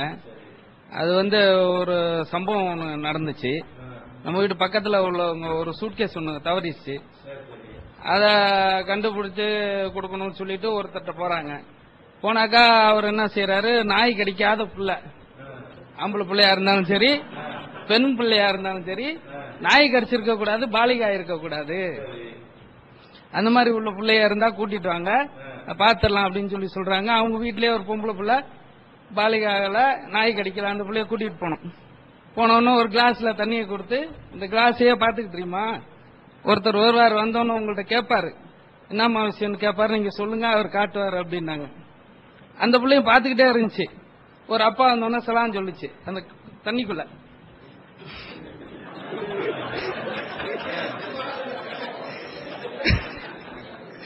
சலாம் சொன்ன உடனே என்னம்மா வேணும்னு அவர் கேட்கிறாரு. இந்த மாதிரி எங்க சூட்கேஸ் ஒன்று தவறி போச்சு அப்படின்னு சொல்லவும் ஒரு ஆளை காமிக்கிறாங்க. அந்த புள்ள சொல்லுது, இந்த ஆளை நான் பார்த்ததே இல்லை, ஆனா வீட்டுக்குள்ள வந்து சூட்கேஸை தூக்கிட்டு போறாரு அவரு, அது மட்டும் தெரியுது, வேஷ்டியை மடிச்சு கட்டி இருக்கிறாரு, வெள்ளை சட்டை வெள்ளை வேஷ்டி, சூட்கேஸை தூக்கிட்டு போறாருன்னு சொல்ல. அதோட பாத்துட்டியாமா, அவ்வளவுதாம்மா, நீங்க பாத்துக்கங்க, அவர் யாருன்னு நீங்களே பார்த்து கண்டுபிடிச்சுக்கங்கன்னு அவர் அமுச்சு விட்டுறாரு. அடுத்த நாள் அந்த பொம்பளை புள்ள வந்து நம்ம வீட்டுல ஓடையான்னு சொல்லுது, நேற்று சூட்கேஸ் தூக்கிட்டு போனவர் இப்ப சைக்கிள் அந்த சூட்கேஸோட போய்கிட்டு இருக்கிறாரு அப்படின்னு சொல்லுது. பஸ் ஸ்டாண்ட் வரை விரட்டி போய் பார்த்தாக்கா ஏத்த வீட்டுல குளத்து வேலை செய்ய வந்தா அந்த நபரை அந்த சூட்கேஸை தூக்கிட்டு போயிருக்கிறாரு. அவர் தான் வந்து எடுத்திருக்காரு. பிடிச்சி அடிச்சு என்னன்னு கேட்டாக்கா அவரு, ஆமா நான் தான் வந்து எடுத்தேன் அப்படின்னு சொல்லி சொல்றாரு. இது எந்த அளவுக்கு உண்மையா இருக்கும்? அந்த மாதிரி மலக்குகள் ஆலிராத்து, நாய் கடிக்காத பாலிகாகாத பிள்ளைகளை வச்சு அது பார்க்க முடியுமா? இதுக்கு ஏற்கனவே உணர்வு பத்திரிகையில நீங்க விளக்கம் கொடுத்திருக்கீங்க. பிளைட்டு காணா போச்சு, மந்திரவாதிகளை வச்சு இந்த மாதிரி கண்டுபிடிச்சிடலாமே, இதுக்கு எதுக்கு பெரிய இதெல்லாம் சொல்லி, இது எந்த அளவுக்கு சாத்தியம்னு சொல்லுங்க. அதாவது இதெல்லாம் அறவே சாத்தியம் கிடையாது. அதாவது இவரை பார்த்ததுல ஏதோ ஒரு கோளாறு இருக்கே தவிர, பார்த்தேன்னு சொல்லும் போது அப்ப வந்து அதை நம்பிக்கையோடு இருந்திருப்பாரு. அந்த நேரத்தில் பார்த்துருவோம், இப்ப பார்த்துருந்தா கரெக்டா கண்டுபிடிச்சிருப்பாரு. நம்ம கரெக்டா நம்ம அந்த இடத்துல இருந்தோம்னு சொன்னா அது என்ன கோளாறுன்னு கரெக்டா கண்டுபிடிச்சிடலாம். இதுல என்ன செய்வாங்கன்னு கேட்டா, இந்த மாதிரி சில விஷயங்கள் செய்யும்போது நமக்கு ஆச்சரியமா இருக்கும். ஆச்சரியமா எப்படின்னு கேட்டா, ஒருத்தர் வருவாருன்னு வைங்களேன், அவர் யாரும் முன்பு பார்த்தே இருக்க மாட்டேன், என்னை சந்திக்கிறதுக்கு வருவாரு. உள்ள நுழையும் போதே என்ன அப்துல் கார் போய் வாங்க அப்படின்னு நான் கேட்பேன். அவர் என்ன செஞ்சிருவாரு, என்னடா இது நம்ம பார்க்கவே இல்லை, கரெக்டா பேரை சொல்லி கேட்கிறாரு. இப்பெல்லாம் சில மந்திரவாதிகள் சில சாமியார்கள் செய்வாங்க. வரும்போது பேரை சொல்லி கூப்பிடுறது, உட்கார்ந்துட்டு என்ன அந்த இது விஷயமா வந்திருக்கீங்களா, வியாபார விஷயமா, அது என்ன நோக்கத்துக்கு வந்திருக்கிறாரோ அதை சொல்லுவாங்க. அவன் என்ன சொல்லுவான், எதுக்கு வந்துட்டு பேரை சொல்றாரு, எதுக்கு வந்தோன்னு சொல்றாரு, அப்ப கண்டிப்பா இதுக்கு தீர்வு கிடைக்கும்னு சொல்லிட்டு கொடுக்குற காசை கேட்கற காசை கொடுத்துட்டு போயிடுவாங்க. ஆனா விஷயம் என்னன்னு கேட்டா, இது இந்த காலத்துல நம்ம ஈஸியா செஞ்சிடலாம். அவன் ஆட்கள் வச்சிருப்பாங்க கீழே, கீழே வச்சு என்ன செய்யறது, அவன்கிட்ட பேசுறது, என்ன அப்துல் கார மெசேஜ் அனுப்பிடுறது, அப்துல் காரு வந்திருக்கிறது யாரு, அப்துல் காதரு, அடுத்து வரக்கூடிய அப்துல் கார் மெசேஜ் வந்துடும். அடுத்து என்ன செய்யறது, இன்னும் விஷயத்து வந்திருக்காரு, அப்ப செத்துருவானா இல்லையா? ஏற்கனவே செட்டிங் பண்ணணும்னு சொன்னா அதை கரெக்டா சொல்லி, நமக்கு என்ன தெரியும், மறைவானதை உள்ளத்துல உள்ளதை கண்டுபிடிச்சு சொல்றாங்கன்னா தெரியும். ஏற்கனவே ஒரு ஆள் நம்ம அவன மாதிரி ஒரு நோயாளி மாதிரி ஒருத்தன் வெளியே உட்கார வச்சிட வேண்டியது, அதுல அரை மணி நேரம் பேச விட்டுட்டு அவன் விஷயத்தை வாங்கின பிறகு உள்ள அனுப்புவாங்க. அவன் மெசேஜ் அனுப்பி விட்டுவான். அனுப்பி விட்டவன என்ன ஆயிரம் கரெக்டா சொல்லிடுவாரு. அவன் என்ன செஞ்சிருவான், இது சொன்னார்னா எதுவும் செஞ்சிருவாரு. இப்ப நம்ம யாருங்கிறத கண்டுபிடிச்சிட்டாரு, அப்ப நம்ம கோரிக்கை நிறைவேறாதா? அவ்வளவு சக்தி உள்ளவர் அந்த நம்பிக்கை ஏற்படுத்தி அப்படி செய்வாங்க. இந்த குரலி வித்தை பார்த்திருக்கீங்களா? குரலி வித்தையில தெருவில் போட்டு வித்தை காட்டுவாங்க. அதை கண்ணெல்லாம் கட்டி ஒருத்தர் போட்டு என்ன செய்வாங்க, வான்னு சொல்லி ஒருத்தர் மாட்டான், கடைசியில் ஒருத்தர் முன் வருவான், அவனை கண்ணை கட்டி என்ன செஞ்சுவாங்க, போட்டுவிட்டு இவர் போட்டுக்கிற சட்டை கருப்பா வெள்ளையாமாங்க கரெக்டா சொல்லிடுவான். கண்ணை கட்டி இருப்பான், இறுக்கி கட்டி தெரியவே செய்யாது, கண்டிப்பா அந்த கண்ணை கொண்டு பார்க்க முடியாது. ஆனா இவன் கேட்கற கரெக்டா சொல்லுவான். கண்ணை கட்டிட்டு ஜெய் ஜெய் ஜெக்கம்மா காளி எல்லாம் சொல்லி பேரெல்லாம் சொல்லி மந்திரம்லாம் சொல்லிவிட்டு அப்புறம் என்ன செய்வாங்க, முட்டை ஓடு எலும்பு ஓடுல மையெல்லாம் தடுவாங்க. கடை விட்டு பாருங்க கரெக்டா சொல்லுவாருன்னு சொல்லிட்டு, இது 5000 பாக்கெட்ல எவ்வளவு ரூபா வச்சிருக்காரு அப்படின்னு எடுத்துக்காரு, 100 ரூபான்னு சொல்லுவாங்க, கரெக்டா சொல்லுவான். அப்ப இதை பார்த்து நம்ம என்ன செய்வோம், ஏதோ ஒரு மந்திர சக்தி ஒரு சின்ன சைத்தான வச்சு தேவதை வச்சு இது பண்றான் எப்படி சொல்ல முடியும் அப்படின்னு நினைக்குவோம். அது அப்படி கிடையாதுங்க. அது என்ன, அவன் ஆழ்த்தாது. அவன் நினைஞ்சிருப்பான்னா, நான் கருப்பா வெள்ளையான்னு கேட்டா முதல் சொல்றது சொல்லிவிடு. இவன் கேட்கும் போதே மஞ்சளா வெள்ளையான்னு நான் கேட்பேன், ரெண்டுல ஒண்ணு தான் கேட்பேன், நீ மஞ்சள்னு சொல்லு, எதை கேட்டாலும் ஃபர்ஸ்ட் சொல்லிவிடு. அப்ப எப்படி கேட்பான் இவன், கருப்பு சட்டை போட்ட ஆளா இருந்தா இவர் போட்டுக்கிற சட்டை கருப்பா வெள்ளையா, கருப்பு. அவனுக்கு எப்படி கிளாஸ் நடத்திருப்பான், முதல் சொல்ல சொல்லிவிடு. வெள்ளையா கருப்பான்னு கேட்டா வெள்ளை, கருப்பா வெள்ளையான்னு கேட்டா கருப்பு. இப்படியாக என்ன செய்யறது, எவன் கையில 100 ரூபாய் இருக்கு அதான் கேட்பேன், இவர் எவ்வளவு வைத்திருக்கிறார், பாக்கெட்ல தெரியும் 100 ரூபாய் வச்சிருப்பாங்கல்ல, ஒன்றை எவ்வளவு 100 காட்டு, இவர் எவ்வளவு வச்சிருக்காருன்னு கேட்பேன். 50 ரூபாய் வச்சிருந்தாங்க, நீ எடுமாங்க, எவன்ட்டு 100 ரூபாய் இருக்குதோ அப்ப கேட்பேன், இவர் கையில எவ்வளவு வைத்திருக்காரு, 100 ரூபாமா. அப்ப 100 ரூபாய்க்கு தான் கேட்கவே செய்வேன். நான் 100 ரூபாய் பாத்துருவேன். 100 ரூபாய் கேட்டான்னு என்ன செய்யணும், எவ்வளவு வச்சிருக்காரு 100 ரூபாய் அடி சொல்லு. இப்படியாக ஒரு ட்ரைனிங் கொடுத்துட்டு சொன்னா நமக்கு எப்படி தெரியும், என்னமோ ஒண்ணு இருக்குது, பவர் இருக்கு அப்படின்னு நினைக்கிற மாதிரி இருக்கும். இப்படிதான் சில செட்டிங்களை முன்கூட்டி என்ன செய்யறது, வாங்குவது. அது மாதிரி வந்து செய்யறதுன்னா, ஒருத்தர் நானே சிலதான் செஞ்சு காட்டுவேன், பேப்பர்ல எழுதிட்டாங்கன்னு சொல்லுவேன். அவர் என்னமோ எழுதுவாரு, எழுதணும்னு செய்யறது அது சுருட்டி போட்டுவிட்டு நீங்க என்னதான் எழுதி கேட்டுட்டு போடுவேன். பேப்பர்ல எழுதி இப்படி எழுதி அதை சுருட்டி என்ன செய்யறது போட்டுறது, என்னன்னு எனக்கு அவரே சுருட்டி போட்டுருவாரு. இப்படி போடுங்க, 3 தடவை தூக்கி போடுவேன். 4வது என்ன செய்வேன், நீங்க யானைன்னு எழுதியிருக்கிறேன். அப்ப என்ன செய்வேன், என்னடா இது நம்ம அங்க வச்சு எழுதணும், உண்மையில யானை தான் எழுதியிருக்கோம், இப்படி சொல்ல முடியுமா? முடியும். எப்படி சொல்றது, நான் என்ன செய்வேன் கேட்டா, வேற ஒரு இது மாதிரி சுருட்டி ஒன்று வச்சிருப்பேன், சுருட்டி ஒரு பேப்பர் வச்சிருப்பேன். அவன் என்ன சைஸ் அவன் கொடுக்குறேன்னா அது மாதிரி யானை எழுதி போடுவான்ல, தூக்கி போடும்போது இதை போட்டு அதை எடுத்துருவேன். விரல் எடுக்கல இருக்கும்ல, விரல் எடுக்கல இருக்கணும். நான் என் கீழே உள்ள வெறும் பேப்பரை சுருட்டிட்டு பண்ணல, அதை கீழே போட்டு அவன் பேப்பரை எடுத்து சுட்டிக்குவேன். அவன்கிட்ட பேசிக்கிட்டே என்ன செய்து கேட்டுக்கிட்டே என்ன செய்வேன், பாத்துக்குவேன். அப்ப கண்ணுகள் வர கைப்பக்கம் வர விடக்கூடாது, கண்ணுகள் வர விடக்கூடாது. அப்படி செஞ்சு இப்படி செஞ்சு வராது, அப்படி காலில் விழுந்துட்டாரு. அவ்வளவு செட்டிக்கிறான்னு விளங்க வேண்டிய போச்சு. அப்ப ஆச்சரியம் தானே, அவன் எழுதி போட்டு கரெக்டா சொன்னேன்னு சொன்னா, இல்ல இன்னொரு தூக்கி போடுவோம் மாற்றி வேண்டாம், அந்த பேப்பர் விடுந்த பேர் எடுத்துக்கலாம். இப்ப என்ன செய்வான் அவன், நம்ம யானை எழுதணும், தூக்கி தொட்டு பார்த்தா கரெக்டா சொல்லிட்டாரு. இப்படித்தானே தவிர மனிதனுக்கு முடியுமா, எப்படி முடியும்? அவன் எழுத மறந்து எழுதி என் கண்ணை கொண்டு பார்க்க முடியும். இதான் யதார்த்தம். நான் சொல்றேன்னு சொன்னா செட்டிங் பண்றது, செட்டிங் நுணுக்கத்தை கண்டுபிடிச்சோம் என்ன செய்வான், தெரிஞ்சுக்கிறான். கண்டுபிடிக்காட்டி என்னமோ இருக்குது, அப்படி ஒண்ணு கிடையவே கிடையாது. எல்லாம் செட்டிங்க நமக்கு புரியாத ஏதோ ஒரு செட்டிங் பண்ணிருக்கான்னு விளங்கணுமே தவிர, இப்படியான ஒரு ஆற்றல் கொடுக்கலன்னு என்ன செய்யணும், அந்த திருட்டை கண்டுபிடிக்கிறது அதெல்லாம் கண்டுபிடிக்கலாம் இருக்குல்ல. விளங்காத காலத்துல அந்த குழந்தைய கூட செட்டிங் பண்ணி இந்த மாதிரி சொல்லுமா, ஒரு சைக்கிள் ஒரு ஆள் தூக்கிட்டு போனா சொல்லுன்னு சொல்லி வச்சிருப்பாங்க. அது உங்களுக்கு கூட தெரியாம இருந்திருக்கும். அது என்னன்றத நம்ம அந்த நேரத்தில் இந்த விவரத்தோட நீங்க இருந்திருந்தீங்களே, ஆனால் அதை பார்த்திருப்பீங்க. அந்த நேரத்தில் சரி நம்பிக்கை கொண்ட காலத்தில் நம்ம பார்த்தோம் சொன்னா என்ன செய்வோம், நம்ம கரெக்ட்னு பார்த்திருப்போம், ஏமாந்துருப்போம். நீங்க இனிமேல் கவனத்தோட பாருங்க, உள்ள போற தெரிஞ்சு போயிடும். ஜின்ன நம்ம ஜின்ன வசப்படுத்துறது ஹாஜராகிறது எப்படி நம்ம வருமானம், அதை எப்படி நம்ம கூப்பிட்டு வரேன், நம்மளோட பவர்ஃபுல்லானது, சக்தி வாய்ந்தது, நமக்கு பயப்பட வேண்டிய அவசியமே கிடையாது, மறைந்து வர இருக்கிறது. அதை போய் நம்ம கூப்பிட்டா எப்படி வரும், அப்படி எல்லாம் கொடுக்கவில்லை. சுலைமான் நபிக்கு தான் வசப்படுத்தி கொடுத்தேங்கிறான். நான் வேற யாருக்கு முடியாது தெளிவாக ஆதாரங்கள்லாம் இருக்கு, அது விலைக்கிட்ட முன்னாடியே. அஸ்ஸலாமு அலைக்கும். இப்போ ஷிர்க் வைக்கிறவங்க பின்னாடி வந்து நம்ம தொழுவக்கூடாதுன்னு ஒரு நிலைப்பாட்டில் இருக்கோம். அதே மாதிரி இப்போ சிகிர் செய்யறவங்க பண்ற இமாம்களுக்கு முன்னாடி நம்ம தொழலாமா? அதே மாதிரி மக்கா மதீனால வந்து ஹஜ் உம்ராக்காண்டி போறோம். அங்க வந்து அப்போ நான் கேள்விப்பட்ட வரையும் மக்கா மதீனால உள்ள இந்த இமாம்களும் சிகரை நம்பக்கூடியவங்க தான் இருக்காங்க. இப்ப அவங்க போகும்போது அவங்க பின்னாடி நம்ம தொழலாம். அதாவது நம்ம சிறுக்கு வைக்கக்கூடியவர்கள் பின்னாடி, இது முக்கியமான கேள்வி. முதல்ல வந்தா கொஞ்சம் நல்லா இருந்திருக்கும். இது கொஞ்சம் தெளிவுபடுத்த வேண்டிய நல்ல கேள்வி. சிறுக்கு வைக்கிறவர்களை இமாமா ஏற்று தொழக்கூடாதுன்னு இருக்குது. அப்ப தர்கா வணங்குறவன் இருக்கான்னு வைங்களேன், அவன் இமாமா இருக்கான்னு தெரிஞ்சா நம்ம என்ன செய்ய மாட்டோம், சொல்ல மாட்டோம். மௌலுது, இந்த இறந்து வருது, பாத்தியா வருது, இதெல்லாம் சிறுக்கான பூஜை செய்யறாங்கல்ல, இது மாதிரியான காரியம் செய்யறவர்கள் பின்னாடி நம்ம தொழக்கூடாதுன்னு சொல்றோம். அப்படி சொல்லும் போது அப்பவே சில விளக்கங்களோட தான் சொல்லியிருக்கிறோம். எப்படி சொல்லியிருக்கிறோம்? மௌலுதுல சிறுக்கான விஷயங்கள்லாம் இருக்குது. நபியை நீங்க தான் பாவத்தை மன்னிக்கிறவங்க, நீங்க தான் ரிசுக்கு தரணும், நீங்க தான் நோயை போக்கணும் என்றெல்லாம் ரசூலுல்லாவை நோக்கி சுபான மௌலுதுல பேசுறாங்க. முஹீதீன் மௌலுதுல இதெல்லாம் அவர்கிட்ட அப்துல் காரி ஜிலானி கேட்கறாங்க. ஷாகுல் மௌலுதுல இந்த கோரிக்கையெல்லாம் அவர்கிட்ட கொண்டு வைக்கிறாங்க. இந்த மாதிரி எல்லாம் வைக்கிறார்கள் காரணத்தினால மௌலுது ஷிர்க், இதுல மாற்றம் கிடையாது. அதே நேரத்தில் மௌலுது ஓதுற எல்லாரும் ஷிர்க் வச்சவனாண்ட கிடையாது, நம்ம விளக்கி இருக்கிறோம். மௌலுது ஷிர்க், மௌலுது ஓதுற எல்லாரும் ஷிர்க் வச்சவனான்னு கேட்டா இல்ல. ஏன் இல்லைங்கிறோம்? சில பேர் மௌலுது ஓதுறான், அவனுக்கு அர்த்தம் தெரியாது, அந்த ஷிர்கான வார்த்தையை தான் ஓதுறான், அவனுக்கு யா நபி ஸல்லல்லாஹு அலைஹி வஸல்லம் அவனுக்கு அர்த்தம் தெரியாது. நீங்க தான் வந்து எங்களுக்கு ரிஸ்க் தர்றவர்னு வாசிக்கிறான்ல, அர்த்தம் தெரியாது, பாமரனா இருக்கிறான், அவன் மௌலுத ஓதுறான். நம்ம ஷிர்க்குன்னு சொன்ன அவன் என்ன நினைக்கிறான்னு கேட்டா, இவங்க பொய்ய அர்த்தம் செய்யறாங்க நம்மளை பத்தி நினைக்கிறான். அவன் ஷிர்க்கு நியாயப்படுத்த வேற இல்லைங்க, அல்லாட்ட தாங்க கேட்கணும், இதுல அந்த அர்த்தம் இல்லைங்க, இவங்க சின்ன பேர் வழங்காம சொல்றாங்க, பெரிய பெரிய அழிப்புலாம் இல்லைங்கிறாங்கல்ல, அப்படின்னு நினைத்து கொண்டு அதை ஓதுறான்னு சொன்னா அவன் அறியாமையில் இருக்கான்னு சொல்லணுமே தவிர அல்லாஹ்வோட இடத்துல அந்த ரசூல்லா வைக்கல. ஏன்? அந்த அர்த்தம் இல்லைங்கிறான்.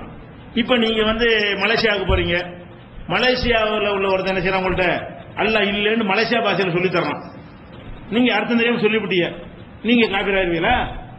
அல்லாஹ் இல்லைங்கிறது மலேசியா பாஷையில, தமிழ்ல சொல்லிட்டாருன்னா நீங்க காபீர் ஆயிருவீங்க. பயந்துகிட்டு சொன்னா, நிர்பந்தத்தில் சொன்னா ஆக மாட்டீங்க. மனப்பூர்வமா இது வார்த்தையை சொல்லுன்னு சொன்னோன்னே அல்லாஹ் இல்லைன்னு சொல்லி சிரிச்சுக்கிட்டே சொல்றீங்க, அப்ப நீங்க காபீர் ஆயிருவீங்க. இதையே வந்துகிட்டு ஒரு மலேசியா பாஷையில சொல்லித்தரா, உங்களுக்கு மலேசியா பாஷை தெரியாது, இது நல்ல வார்த்தை சொல்லு அப்படிங்கிறான். நீங்க என்ன செய்றீங்க, மலேசியா பாஷையில அல்லாஹ் இல்லைங்கிறீங்க, அர்த்தம் தெரியாம நீங்க காபீரா?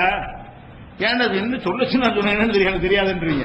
அப்ப அல்லாஹ் விளங்கி இல்லைங்கிறத விளங்கி சொன்னாதான் அவன் சிறுக்கு, அவன் குபருக்கு போனான்னு அர்த்தம். மௌலுது ஓதக்கூடியவர்கள்ல மிக அதிகமானவர்கள் பொதுமக்கள். நான் ஃபர்ஸ்ட் மௌலுது ஓதும் பொதுமக்களில் அதிகமானவர்களுக்கு ரசூலுல்லாஹ்ட்ட பாவ மன்னிப்பு தேடுகிற கருத்து அதுல இருக்குது என்று அவனுக்கு தெரியாது. அப்படி இல்ல, இவங்க சின்ன ஆளுக்கு பொய் சொல்றாங்க, பெரிய பெரிய உலமாக்கள்லாம் என்ன செய்யறாங்க, அது சிறுக்கை நமக்கு சொல்லி தந்திருப்பாங்க, நாம செய்யற அர்த்தம் தவறு அப்படி நினைத்து ஓதுனானே. ஆனால் மௌலுது ஷிர்க் தான், இவன் ஷிர்க் வைக்கல. ஏன் ஷிர்க்னா ஈமான்ங்கிற மனசு சம்பந்தப்பட்ட போது விளக்கிட்டோம். இந்த உரையுடைய துவக்கத்தில் என்ன விளக்கியிருக்கோம், ஈமான் என்பது செயலை பொறுத்த விஷயம் இல்ல, மனசுல எப்படி நம்புறாங்கிற பொறுத்த விஷயம். இவன் அல்லாஹ்வுக்கு ஈக்குவலா ரசூலுல்லாஹ் நினைக்கவே இல்லையே, அப்படி பார்க்கணும். இது பொதுமக்கள். ஆலிம்கள் எடுத்துக்கிட்டீங்கன்னு சொன்னா, நீங்க தான் ஆலிம்களுக்கு ஒரு பெரிய சித்திரத்தை வச்சிருப்பீங்க. இப்ப நம்ம ஆலிம்களை எடுத்துக்கிட்டீங்கன்னா ஒரு 75% ஆலிம்களுக்கு அந்த குர்ஆன வாசி அர்த்தம் செய்ய தெரியாது, ஹதீஸ் வாசி அர்த்தம் தெரியாது, மூணுக்கு தாபிக்கு கவிதைக்கு எப்படி செய்ய, சாதாரண வசன நடக்க அர்த்தம் செய்ய தெரியாது, கவிதைக்கு இன்னும் அர்த்தம் செய்ய தெரியாது. மதரசாவுடைய நிலைமை என்னன்னு கேட்டா, யாரையும் ஃபெயில் ஆக்க மாட்டாங்க, 7 வருஷம் தான் கணக்கு, ஃபெயில் ஆக்க மாட்டாங்க. என்ன பெரும் பேப்பரை வச்சுட்டு வந்தாலும் பாஸ் மார்க் போட்டுருவாங்க. குர்ஆனை ஓத தெரியாதவரெல்லாம் என்னுடைய கிளாஸ்மேட்டா இருந்தார், 7 வருஷம் குர்ஆனை பார்த்து ஓத தெரியாது, அவரெல்லாம் மௌலவி இமாமா இருக்காரு. அந்த மாதிரி எல்லாம் என்னன்னு கேட்டா எந்த ஒரு பரிச்சயங்கிற ஒன்றும் கிடையாது. மதரசாவில் யாரை சேர்ப்பாங்கன்னு கேட்டீங்கன்னா, இதெல்லாம் பாடமே வராது, அவனுக்கு சேர்ப்பாங்க. நல்லா படிப்பு வந்து அவன் டாக்டர் ஆக்கிடுவாங்க, என்ஜினியர் ஆக்கிடுவாங்க, இல்ல வக்கீல் ஆக்கிடுவாங்க. ஒன்னு மண்டையில ஏறலையா மதரசால மண்டை போடு. அப்ப இவனுக்கு மண்டையில ஏறாது, வந்து உட்கார்ந்து 7 வருஷம் உட்கார்ந்துருப்பானே தவிர ரொம்ப குறைவானவர்கள் தாங்க அந்த அரபி அங்க சொல்ற இலக்கணத்தை விளங்கி அரபியை புரிஞ்சு குர்ஆன் ஆயத்தை வாசி அர்த்தம் செய்யக்கூடியலாம் இருப்பாங்க. 75% நான் ஒரு மிகைப்படி சொல்ல, கரெக்டா அந்த அளவு இருக்கும். அந்த அளவுக்கு முக்காவாசி ஆலிம்களுக்கு வந்து அர்த்தம்லாம் தெரியாது.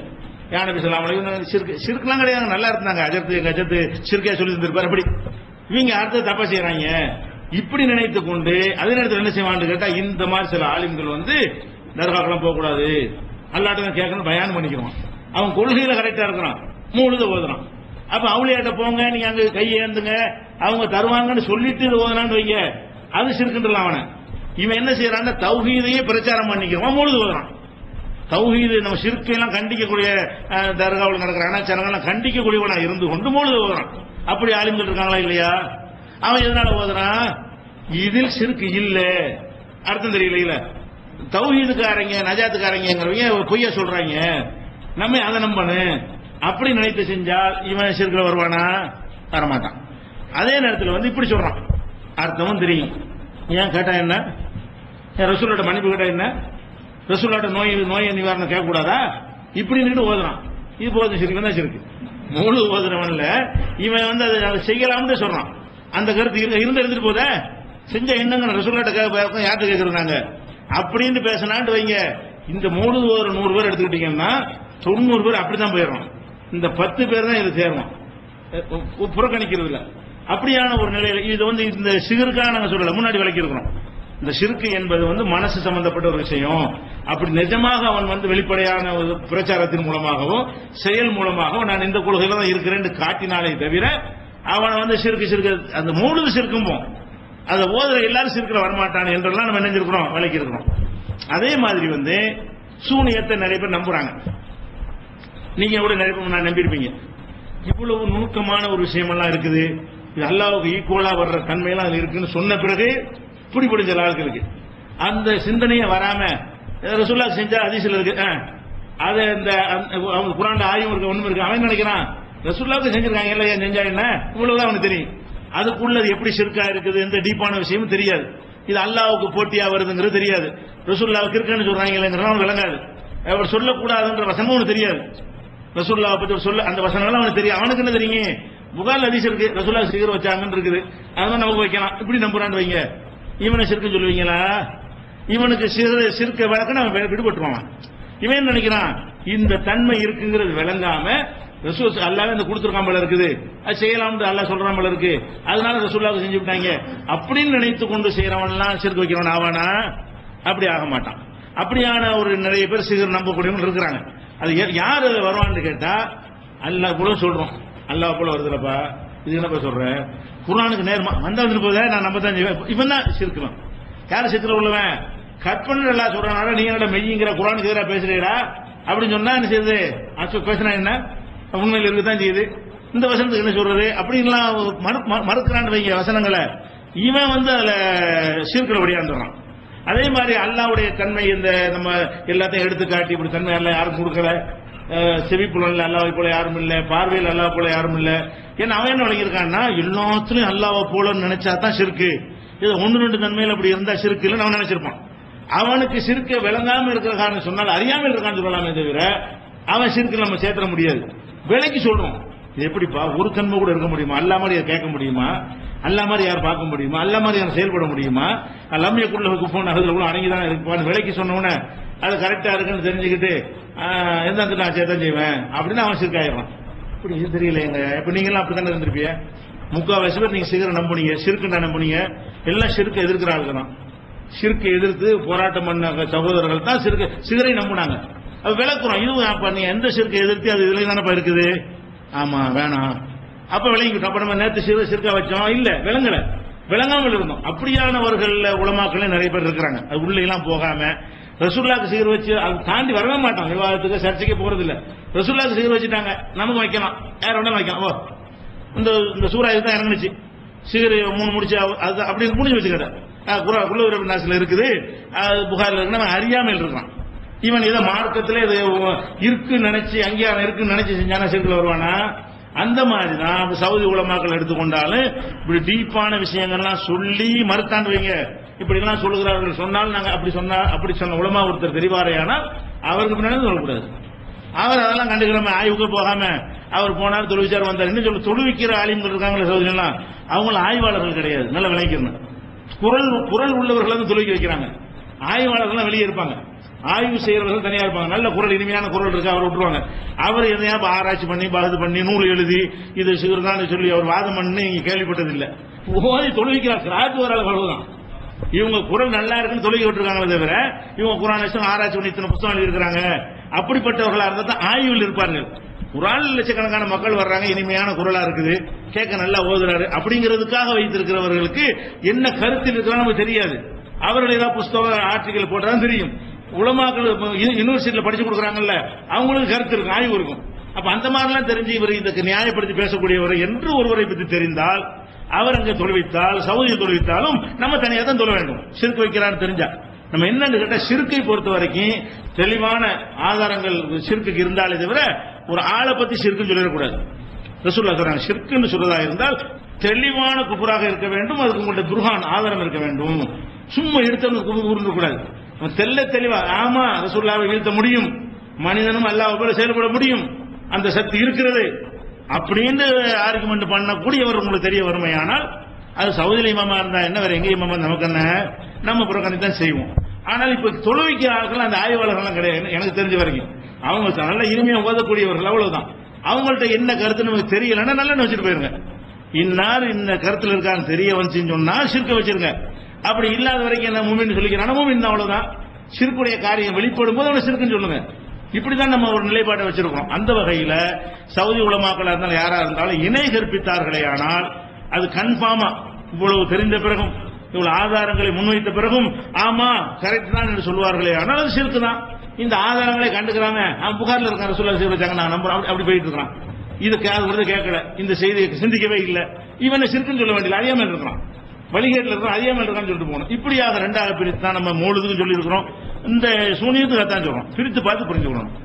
அஸ்ஸலாமு அலைக்கும். அவுது பில்லாஹி மினஷ் ஷைத்தானிர் ரஜீம். மா வத்தாக ரப்புக வமா கலா வலல் ஆখিরাতু கைருல் லக மினல் ஊலா. இந்த வசனங்களுக்கு தஃப்சீர் எழுதும்போது என்ன சொல்றாங்கன்னா, ரொம்ப நாளா வஹி வராம இருந்து குஃபார்கள் கேள்வி கேட்டாங்க, அல்லாஹ் உன்னை கைவிட்டுட்டானா அப்படின்ட்டு. இது ஒரு மக்கி சூறாவா இருந்தாலும் அந்த கைவிட்ட பீரியட், வகி வராத பீரியட், அந்த பீரியட் தான் சூனியம் செய்யப்பட்ட பீரியட் அப்படின்னு ஒரு வாதம் ஒன்று எழுப்பினால் அதுக்கு எப்படி பதில் சார்? அப்படி ஒரு வாதம் எழுப்ப மாட்டாங்க. ஏன் எழுப்ப மாட்டாங்கன்னு சொன்னா, இது மக்காவில் தான் இது நடந்த சம்பவம். கொஞ்ச நாள் வகி வராம இருந்தது. இவங்க எழுதி வச்சுக்கிற கதைகளையே மதீனாவில் உள்ள ஒரு யூதன் செஞ்சாண்டு எழுதி வச்சு, அந்த கதையை அப்படிதான் சொல்லுது. யூதன் செஞ்சாங்க, யூதன் மக்காவில் இருந்தான், யூதன் இருந்தா எங்க மதீனாவில் தான். மதீனாவில் உள்ளவன் சிகர் வச்சான்னு சொல்லும் பொழுது அந்த கட்டத்தில் வச்சான்னு இப்படி சொல்ல முடியும்? அது சம்பவம் பொருந்த மாட்டேங்குது. அது போக உண்மைக்கு அல்லாட்ட இருந்து சில நாளைக்கு வகி வராம இருந்தா அவன் சூனியம் வச்சிருவானா? நபியை எப்பவும் பாதுகாக்கணும்லங்க. வகி எப்ப வேணாலும் வரேன், இன்னைக்கு 6 மாசம் வராம இருக்கும், 1 வருஷம் வராம இருக்கும், திடீர்னு வந்துடும். எல்லா நேரத்திலும் அவைலபிளா இருக்கணும், கரெக்டா இருக்கணும். அப்ப இறைவன் வகி வராமல் கொஞ்ச நாள் விட்டு இருந்த அந்த காலத்தில் சூனியம் செஞ்சார்கள் சொன்னா இன்னும் எப்படி பார்க்கணும்? அப்படின்னா வகி இந்த சூனியம் செஞ்சதுனால அது சொல்லாம இருந்துட்டாரும் வருமா இல்லையா? வகி நிஜமா இருந்து சூனியத்தினால சொல்லல, அப்படி இந்த அல்லாஹ்வும் கைவிடல, சூனியத்தினால சொல்ல மாட்டாருன்னு சொன்னா என்ன அர்த்தம்? பாதுகாப்பெல்லாம் போயிடும். அதனால இந்த வசனத்துக்கு இந்த சிகருக்கு சம்பந்தமே கிடையாது. சிகர் வச்சது சொல்வது மதீனாவுல அந்த ஹதீஸ் பிரகாரம், அந்த ஹதீஸ் நீங்க ஏற்றுக்கொண்டீர்களே ஆனால் சிகர் வைத்தது யூதர்கள், மதீனாவில் உள்ள யூதர்கள். மாவட்ட கரப்புக்கு மக்காவில் இறங்குற ஒரு விஷயம், மக்காவில் இருக்கும்போது இந்த டாபிக் வராது.